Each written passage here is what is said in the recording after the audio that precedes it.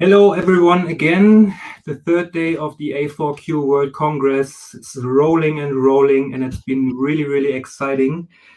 I'm now very proud to introduce to you Dr. Klaudia Dussa-Zieger, the chairman of the German Testing Board. And for more than 15 years, she has been trainer for the ISTQB certified tester foundation level and the advanced level. So once you've done your training with her, you pretty much So I would, don't talk any much more. I will give over to you and please enjoy Claudia's presentation. And Christian, thank you very much. Hello, everybody, and welcome to my presentation. I would like to take you on a little journey on work I have done for the last 1.5 years. And the title actually says it all. ISTQB goes AI, and this is also the structure of the presentation. I would like to present to you what actually is ISTQB, what is the mission and the vision, what are we trying to achieve, what does AI do, and how do the two of them meet? So if you want to view it like that, ISTQB and AI, and then at the end, we will talk about a marriage between the two. ISTQB. ISTQB stands for International Software Testing Qualifications Board, and it is a non-profit organization that was founded more than 20 years ago. If you are perhaps of that age that you do remember working 20 years ago, and perhaps already as tester was not always a profession that was of high value or very well recognized. And there was a need in industry to come up with a scheme or with a qualification profile so that people could educate according to this profile and follow a career path. So the intention of ISTQB was to give that to the community. So to continually improve and advance software testing by building up a body of knowledge and continually working on the practices, continually encouraging further research, reaching out to people and getting more and more knowledgeable about testing. So this is at the core of it, the vision of ISTQB, what it stands for. If you look at the figures, as I said, ISTQB was founded roughly or a little less than 20 years ago. And since then, it has been continually growing. Back in 2002, it was founded by 8 countries coming from the northern part or middle part of Europe. And by now, we have more than 66 boards that joined the train. So you can see on the geographical map, all the areas that are covered with blue are actually countries where we have a member board that is working in ISTQB. So the need for this certification, the need to show what you can do as a tester, that you can show by certification that you are knowledgeable, that you are qualified to do a job, was indeed there, and it has been a success story without comparison. The latest figures I put on the screen, or actually on the slides, are from the beginning of April. And by now we have more than 1 million exams and we have a passing rate. So we only handed out a little more than 750,000 certificates. So ISTQB is really a good idea, has been a good idea, and it's still thriving, and it's still really worth investing time and looking at it. So the vision was to empower testers to get more knowledge. And besides that vision, we also have a set of mission statements. We have a set of 10, and I only highlighted the 2 for me most important ones in this talk. Of course, we also want to promote the value of testing as a profession, and so on and so on. But in this talk, it is important that we want to advance testing. So we are continuously on the verge looking for new techniques, for new areas where we should apply it. We want to draw these best practices out of the industry. We want to look at new technologies, at innovative research, and really make that knowledge available. And in that context, we are not the only ones who have a lot of brains and are the most intelligent ones. We want to cooperate with other people. We are an open community, and we want to share the ideas, and we want to share the innovations. And if you keep that in mind, you can very well understand how the entire scenario or the product portfolio is set up. If you look at the very bottom, you have the ISTQB certified tester. That is like the It's like Basics 101. This is what everybody should know. But on top of that, we built modules for different career paths, so you can become a test analyst or a test manager. We said that it's very important to look into the area of Agile, so you can go to the path of Agile tester or become an Agile technical tester. And then we also have a third stream, which is called the specialist stream. And in that area, we combine knowledge that is particular to one topic.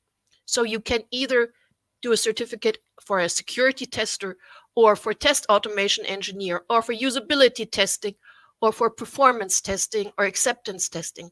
So we know and we recognize that there are a lot of specialists out there, or speciality or special areas out there where you want to get some knowledge, where you perhaps want to learn. If you're confronted by the task that you're supposed to do some performance testing in a month. Now, where do you get that knowledge? How do you learn about performance testing? Looking at that syllabi would be a way forward. And we are still open. We at ISTQB, we do surveys every now and then. And this is an extract out of the report we did in 2017 and 18, where we were asking for the testing practices that are around. And one of the questions was explicitly, what do you think? What will be the new technologies or subjects that are important for testing within the following 5 years? And here you can see, and I just copied the parts out above 15%. You can see topmost is security. And fortunately, we already have a security syllabus, security tester syllabus that is in there. But the second is actually artificial intelligence. So artificial intelligence is a topic that was deemed important by the people that answered the survey. And it is actually a topic that is very much hyped right now, that everybody is talking about it. Even looking at this brilliant conference, we have 5 presentations on AI alone. So AI is something that is really touching people and getting their interest. And this is actually what I also try to do here with my presentation. So ISTQB, an organization that is trying to foster the building of knowledge that is usable for testers in the different areas. So this is the first part. Now, when we come to the second part, that is AI. AI as a term was coined back in 1956 at the, I think now famous Dartmouth conference, where they decided that they wanted to set up AI as an independent field of research. You can follow some philosophical discussions whether artificial intelligence has been around longer. I don't really care. I would like to start from that point where we really talk and use that term AI. And then you can look at AI, and this is something that is really fascinating to me. You can really distinguish different periods. So AI goes like a wave up and down. And actually, the exciting question is, why is it so successful? And why is everybody talking about it right now? But let's start at the beginning. In the very first days of AI, or here it's coined in the early days of AI, what was done there? That was the time between 1940s and the end of the 1950s, where the first people actually started to model neurons from a human brain. So what you can see up in the right upper corner is actually a model of a perceptron, where you have a weighted function, where you have input, where you have an activated function, and where you have the output. So from the beginning, AI was about neural networks. It was about modeling perceptrons, and we will see later on that the models get more and more complex. But this is not everything. AI is still a lot more. From the very beginning, also deduction techniques, automatic deduction techniques based on mathematical logics are parts of AI. And perhaps if you studied computer science, and perhaps if you think back to your time as a student, topics like propositional logic or predicate logic, that was developed and looked at from the beginning in the early days of AI. Then about the next 20 years, research was continuing in AI. And for this presentation, I would kind of ignore the terms symbolic and subsymbolic. Perhaps if you have some questions about that, we can come to them after the presentation. But Work in the artificial neural networks continued. So now we're talking not only about a neuron or a perceptron, we're talking about multi-layer networks. So research continued there. A lot of work was done there. Also, the deduction system, coming from techniques now to complete systems, they evolved. Languages like Prolog, perhaps you also had the chance to program in Prolog when you were back at the university, they evolved. And then again, 20 years later, knowledge-based system came up. And knowledge-based systems were really thrilling because you would capture the knowledge and you would try to deduce something reasonable, something valuable for you. But this is also where the problem was, because back then, look at the years. We're talking about the time between 1980 and 2000. The processing power was not big enough that you could really use it. So after 2000, we had a decline of AI activities. So knowledge-based systems were developed, and even further development of mathematical models on probabilistic reasoning. And to tell the truth, I am located here in Germany, in Nuremberg, and I went to school, or my alma mater is the University of Erlangen-Nuremberg. We did have an AI chair back then. And around 2001 or 2002, that chair was closed because there was no more funding and no more people willing, or in a particular industry, willing to spend time on that. So it definitely dropped. And for the last 10 years, since 2010, machine learning popped up. And the success of machine learning, that really led to a huge interest in industry, and we have a vast amount of applications. I will show you in about, 2 to 3 minutes. So the name of the game is really machine learning. Why is it working, and what is it actually doing? In machine learning, you need a neural network, an artificial neural network, nowadays a deep network where you have several layers of neurons. And you have a statistical learning algorithm, so that based on the data that is fed to you, you can learn and you will change. So you have a self-improving system. And why was that leap in the development, and especially in the industrial application, possible? Because for the last 10 years, the processing power just popped up. You have very fast machines that have been developed at the beginning for gaming. You have huge arrays of processors that can actually do these very simple calculations. If you look back to the perceptron, we're just talking about a weighted sum. So they're very powerful. You can do a lot of them in a very short time. So the increase of processing power, that is actually one of the factors that led to the huge improvement or the huge uptake of AI.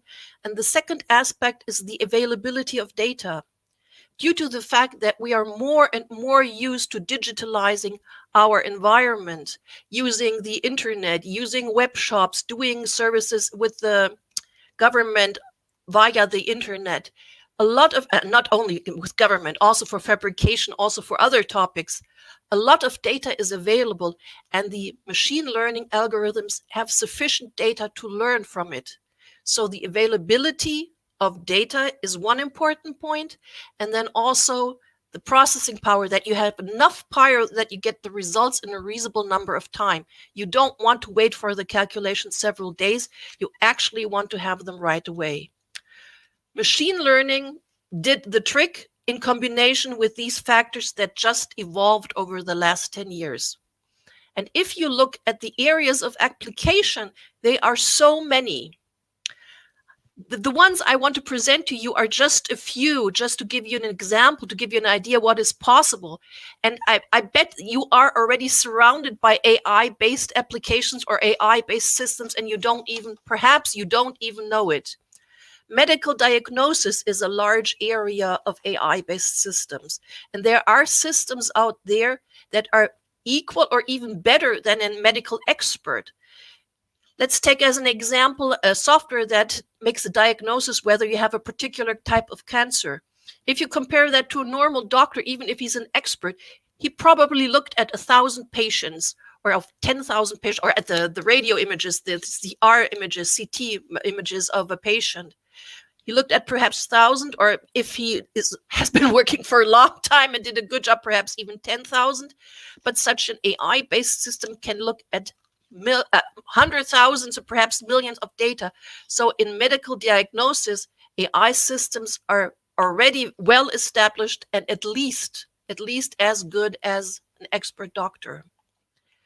Production, intelligent robots that support you in your daily work when you assemble something, they are already in use.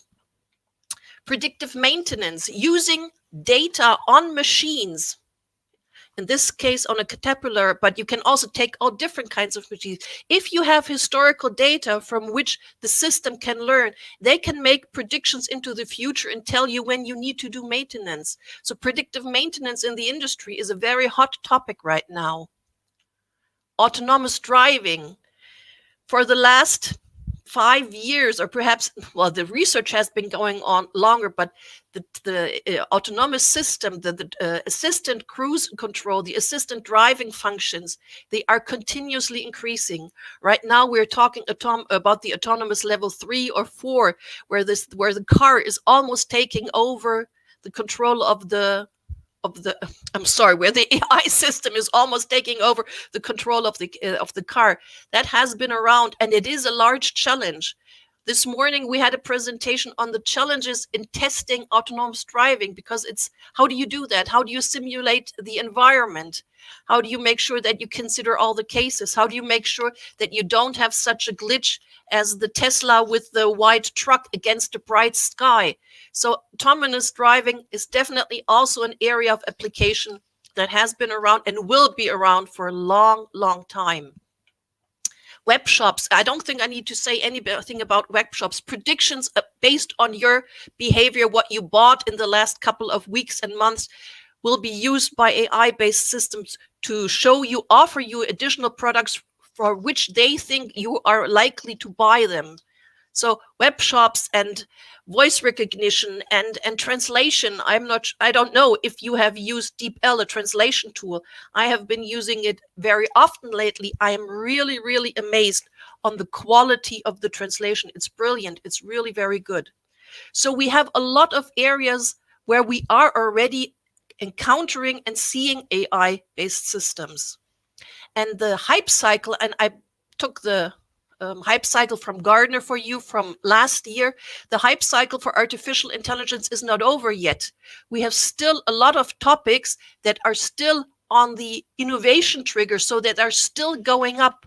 Augmented intelligence, or AI governance, or deep neural net specific hardware for deep neural networks, so DNN ASICs. So there is still a lot of work to do. And I think for the business guys among you, there is also a lot of money to make in AI. This is a prediction coming from LearnBunds, where they did an estimate on the software market revenue for AI-based systems. And you can see that it really nicely goes up. We are only at 2021, and we're talking about roughly $35–36 billion, but it is prognosed within the next 4 years to raise up to $120 billion. So AI is there, it is in the market. We already have a lot of applications. And now the question is, what do we do about that as testers? And this is actually the point, the marriage where AI and ISTQB comes together. AI has been around. We have a lot of AI-based systems. And of course, people already have been testing the software that drives the autonomous cars. And we have people that have been testing the medical software where the system is doing a prognosis. So testing of these AI-based systems has been done, but something was in the air definitely in 2019 when 3 independent interest groups developed syllabi on software testing and AI. And they were really independent. We have one group on the very right side from the Asian region. So the Korean Software Testing Board and the Chinese Software Testing Board came together, did a joint effort, and developed a syllabus on testing of AI. And they published it in fall 2019. Then in the middle, you have a testing syllabus from a again from an interest group called Artificial Intelligence United. This is mainly driven from India, and they came up with a syllabus in parallel. And then on the left-hand side, you have the A4Q, the Alliance for Qualification syllabus on AI testing, or it's officially called AI and software testing. And they also came up with a syllabus on AI on testing. So we have 3 syllabi that have been published within a 2-3 months period. So there was something in the air, and the need that you need to provide some guidance, some best practices, communicate some experiences on AI-based testing. These 3 syllabus were brought to the attention of ISTQB when the Korean Software Testing Qualifications Board and the Chinese Software Testing Qualifications Board met at an ISTQB General Assembly, and that was also in fall of AI, that was actually in October, and said we would like this to become an ISTQB standard. And then the discussion started, because in the AIU document, the Indian board was involved, and even in the A4Q document, or in the A4Q syllabi, several experts from ISTQB were involved. And then, what should I say? We discussed it, and we came up, from my point of view, with a brilliant solution. It doesn't make sense to have 3 independent syllabi. We would like to combine them. We would like to work together, merge them, discuss and merge the 3 syllabi and bring them together and develop an ISTQB certified tester specialist on AI testing. This is actually the point where I come into play, because you can imagine having 3 different interest groups where experts put a lot of effort, a lot of hard blood in the syllabi, and getting them to talk, to discuss, to agree what we should keep, what we should remove, was quite a challenging task. And I kind of was in the middle. I wasn't part of the I wasn't part of either group. So I was in the middle, and I was the moderator and kind of acted like Switzerland. I was like the neutral part in the middle. So what did we do in order to achieve this very high goal? We started and decided and agreed, and the start of work was actually the General Assembly was in October 2019, and start of work was in January 2020, so roughly 2-3 months later. We started and agreed on business objectives. We said, what do we try to achieve with the syllabus? And we agreed on 7 business objectives. And then what we did is we took all the learning objectives, and one syllabus also had hands-on objectives, and put them next to each other. And this is just to give you an impression. You don't need to read that. Please don't try to read it. The yellow part, these are the business objectives. And then for each syllabus, we put in the learning, we map them, and then we put in the learning objectives. And then one by one, we discussed the learning objectives, decided whether they are the same, whether it's a duplicate, whether we have some additional value here, some additional topic there, and how we would merge that. And that was a lot of hard work. The piece you see here on the screen is actually the one that is in the red box up here. So this is just one part, roughly a little less than 1/5 of the entire scope we had to go through. But we managed. A lot of hard work, but we managed. So right now we have a syllabus that consists of 3 major blocks. All experts agreed so far. The 3 parts of the syllabus, of the ISTQB syllabus, are that we say we have a first part, which is the introduction to AI, with the focus on machine learning, since machine learning is the hot topic of the day. We have a part that deals with the testing of AI-based system. And then we switch around and use AI, or describe how you could use AI to do testing. So in a little figure, we describe the brain with the chip in the middle. So we describe what is artificial intelligence, what is symbolic logic, what is sub-symbolic logic, what is supervised learning, what is reinforcement learning. So you get the basics. Then part 2 is how do you test such a system? And part 3 is how AI can support you as a tester to become better or more efficient or more effective with testing. So this is what it is all about. Based on the agreed learning objectives. And based on the structure that we have 7 business objectives and these 3 major blocks, we developed a syllabus. The syllabus roughly, and this is a sneak preview because it's not really officially yet published. A syllabus was developed. Currently, we have 11 chapters. And here you can see what I just said. So introduction to AI and quality characteristics of AI. That is definitely belonging to the first part. And then it slowly shifts to testing issues. So we have a focus on machine learning. So we will deal with machine learning. We will definitely look at machine learning data. If you look at machine learning, you need to come up with data. You need training data. You need test data. And the quality of the training data is of essential importance to a good AI system later on. We will look at functional performance metrics. That is something like accuracy or recall or F1 score. Then we will look particular in chapter 6 at neural networks and testing. We will look at coverage metrics for neural networks, like a sign coverage, a threshold coverage, or an activation coverage. And then we will slowly move even further into testing. So chapter 7, testing of AI-based systems, we discuss the different testing levels that you could go through. For chapter 8, we discuss how you test particular traits, particular characteristics of an AI-based system. How you test a self-learning system. If you run one test case, after the system learns a little bit, you run the test case again and you get a different result. Did it pass? Did it fail? Is it good? Is it bad? So how do you deal with that? How do you deal with a system that has a probabilistic nature? How do you decide whether it's failed or passed? So testing AI-specific quality characteristics is quite a challenge. In the 9th chapter, we are actually coming down to testing techniques. We will talk about metamorphic testing. We will talk about A/B testing and other testing techniques.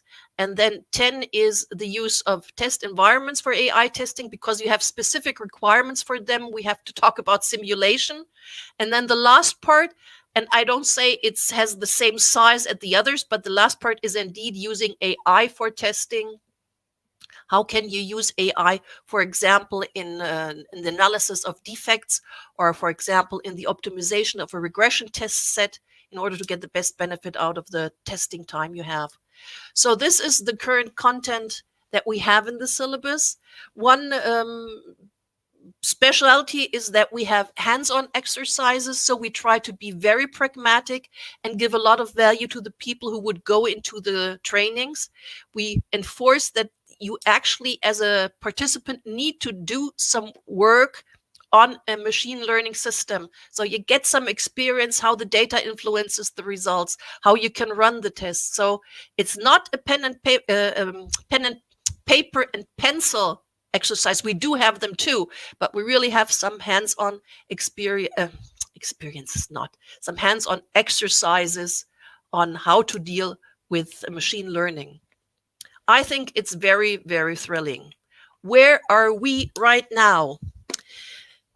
It is a development within ISTQB, and we have to follow the development process. The syllabus text has been developed and the alpha review has been conducted. So I'm happy with that. And it's green. We're done. We received a lot of comments. So there is a very big interest in the syllabus. A lot of people are excited about it, and we get a lot of feedback, which is brilliant. And we are currently working through all the comments and processing them. We started, we're not done yet. So the little arrow is not green yet, but yellow. The plan is to submit an updated, improved syllabus, including all the associated documents, meaning sample exams and meaning exam structure and rules and accreditation guidelines, all this stuff for beta review, hopefully within weeks, so that we can make it for the fall GA this fall, also in October, to actually plan a release motion and get the syllabus out into the world. So we're going to give birth to the new syllabus. And if that happens, we are going to drink a lot of champagne, because it was a lot of hard work, and we're actually really, really very proud about what we did. This is the point of time where I would like to thank the great team. Here you can see the different interest groups that really participated. You will find a couple of speakers of this conference because they are into the topic. They are specialists in testing. Thank you to all of you. And last but not least, my personal opinion, AI won't go away. It is already there, and the influence will increase. And I'm not really concerned about artificial AI, but we need to take care of it, and we shouldn't allow to have a decrease of human intelligence, but we should deal with it and just set the borderlines and give a restriction to what the artificial intelligence or the AI-based system should do. And this leads me to my last slide, which is, do you have any questions? This will put me on the screen again. Thank you so much, Klaudia. And I can just say, wow, as you said, it's a very thrilling year that's coming. And I think that during the Congress, AI has been a big topic as well. So what I found very interesting is that when you showed the testing practice report, that security and AI are actually even numbered. Yeah, almost. Yeah. And they should go hand. They should really go hand in hand. This is something that we kind of forget, because AI is sneaking into our life sometimes unnoticed. And yeah, you know, the hard thing about giving a presentation is what details do you omit and what do you really tell to the audience.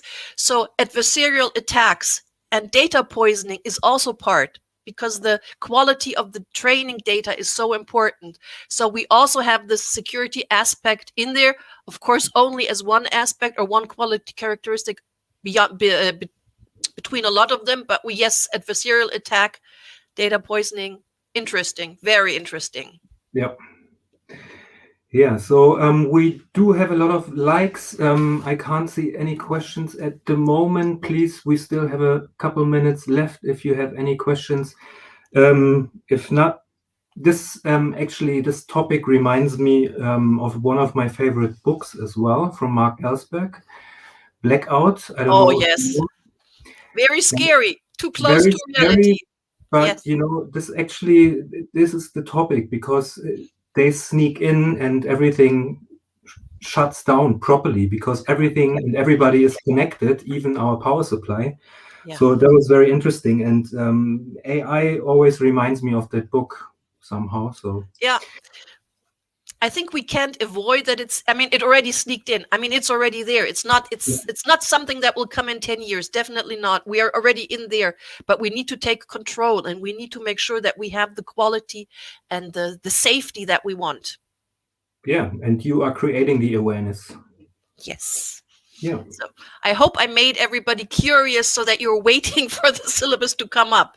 I'm pretty sure. So for all of you out there, Klaudia will be in Gathertown. I shared the link for you. And yeah, I think if there's no questions for now, I will leave you to Gathertown and maybe meet some people, have a chat, answer some questions.